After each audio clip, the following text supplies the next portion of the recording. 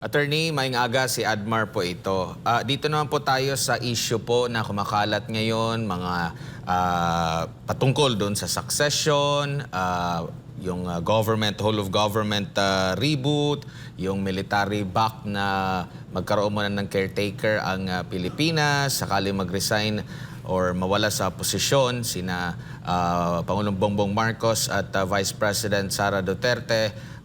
Siguro 101 lang para sa ating mga kababayan. Ano po yung sinasabi sa ating konstitusyon, sa ating batas po, attorney? Patungkol po dito sa usaping ito, sino yung pwedeng mamuno? Pag may nag-resign, sino bang papalit? Ano ba ang legal? Ano ba ang naayon sa konstitusyon? Nakasabi sa Section 8, Article 7 ng Philippine Constitution, in case of death, permanent disability, removal from office, or resignation of the President, the Vice President shall become the President to serve the unexpired term. In case of death, permanent disability, removal from office, or resignation of both the President and Vice President, the President of the Senate, or in case of his inability, the Speaker of the House of Representatives shall then act as President until the President or Vice President shall have been elected and qualified. So, klaro naman sa ating konstitusyon, no? Kung susundin natin ang succession rule base sa konstitusyon, pag nag-resign si PBBM, si VP Sara ang magiging presidente, ano? At kung both PBBM and VP Sara will resign, no? O may mangyari sa kanila na permanently hindi sila maka-perform ng duty nila, no? It will be the Senate President. So it will be Senator Tito Soto. At kung hindi naman sila, pwede, it will be the present Speaker of the House, Congressman D. So yan yung yan yung base sa konstitusyon. But dito sa mga nangyayari sa atin sa Pilipinas, dahil sa malaking issue na kinakaharap ni Pangulong Bongbong Marcos, yung solusyon ng mga Pilipino ay iba't iba. Yung iba, nagpapanawagan na dapat mag-resign si Pangulong Marcos kasi na ang continued stay niya sa ating bansa ay talagang nakakasama na sa administrasyon ng panggobyerno at sa ekonomiya, kaya dapat umalis siya at ibase natin sa konstitusyon, VP Sara will assume or should assume office. Pero yung iba naman, no, yung kaalyado ng let's say sa mga kulay-kulay, no? Yung iba sinasabi nila no to Marcos, pero kung mag-a-assume man lang si VP Sara, wag na lang. They would rather have Bongbong Marcos continue hanggang 2028 rather than allow VP Sara to become president. For the reason, no, i-analyze natin, yung iba nagsasabi na pag naging acting president si VP Sara hanggang 2028, unbeatable na siya sa susunod na eleksyon, no? So, ang kanilang rason ay political. Ayaw nilang lumakas ang political stock ni VP Sara na sa pagdating ng 2028 election ay unbeatable na. So, they would rather continue with PBBM na kinukondena rin naman nila, pero political yung kanilang solusyon. Yung iba naman, pinapanawagan na both PBBM and VP Sara should resign. At kung mangyari yon, hindi rin naman nila sinasabi na si Senator Soto yung gusto nilang maging presidente. Yung gusto naman nila, base lang sa haka-haka at sa mga nakikita natin sa social media, gusto nila military junta mixed with civilian government. At meron pang suggestion doon na may pinangalanan silang isang malaking negosyante. So, outside the Constitution yung mga yon. sa personal kong opinion, very, very dangerous ang isang military junta. Very, very dangerous kung lalabas tayo sa konstitusyon. Bakit?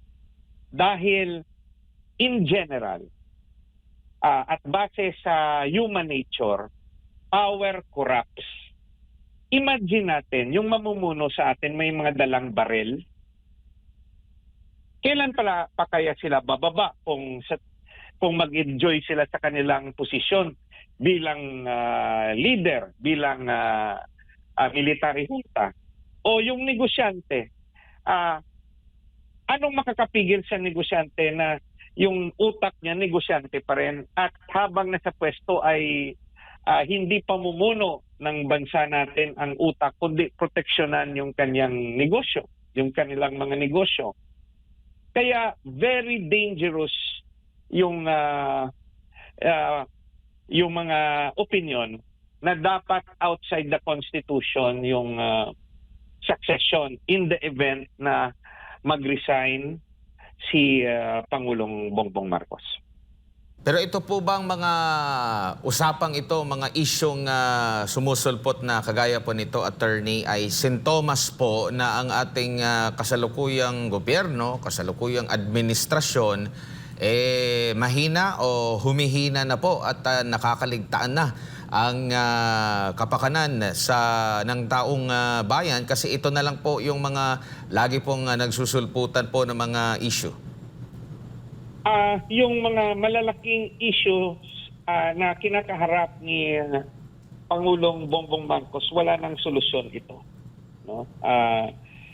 Talagang pabagsak na ang administrasyon at defensive na masyado yung administrasyon. At yung magsasuffer nito ay tayo, taong bayan. Yung ekonomiya natin pabagsak na ng pabagsak. Kahit sa planong flood control, yung mga legitimate flood control, hindi na ipapatupad dahil takot na rin yung administrasyon na mapagbintangan na magkakaroon na naman ng korupsyon kasi galit nga yung mga tao. So, natrap tayo sa sitwasyong ito dahil nga yung dalawang malalaking issues laban kay Pangulong Marcos hindi pa nasasagot. Uulitin ko, ano yung dalawang issues? Yung mga akusasyon sa kanya ni Zaldico na kasama bilang insider sa kanilang grupo. At yung pangalawa, yung akusasyon na gumagamit raw siya ng illegal na droga, sabi ng kaniyang ate, no, ni Senator Amy Marcos. Simple rin, no, ang solusyon kahit mauna na lang sa issue ng illegal na droga, dapat magpa-hair follicle drug test na si Pangulong Marcos. The longer it takes na hindi niya gagawin, pag ginawa niya ito 3 months after, magsususpect siya yung tao na he was just buying his time para hindi na gumamit sa ngayon para after 3 months, negative na. Or habang tumatagal, papasok rin sa utak natin na baka dudoktorin lang ang resulta ng hair follicle test. Kasi sino ba namang hindi matakot kung ikay ospital na magko-conduct ng hair follicle test, yung subject mo ay Pangulo ng Pilipinas at yung kanyang pamilya. Kaya talagang sa aking palagay, it will take the ultimate sacrifice from PBBM para maayos ang bansa natin to step down, no? At bago niya gawin 'yon, makipag-usap siya sa successor niya kung ano yung terms and condition niya. At kung alamin niya kung papayag rin yung successor niya sa kanyang terms and condition, no?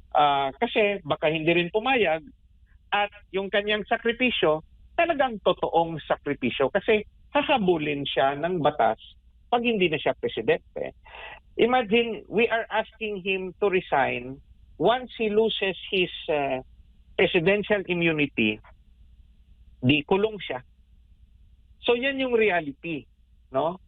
Yung humihingi ng resignation ng presidente, naniniwala ba tayo na voluntarily magre-resign siya?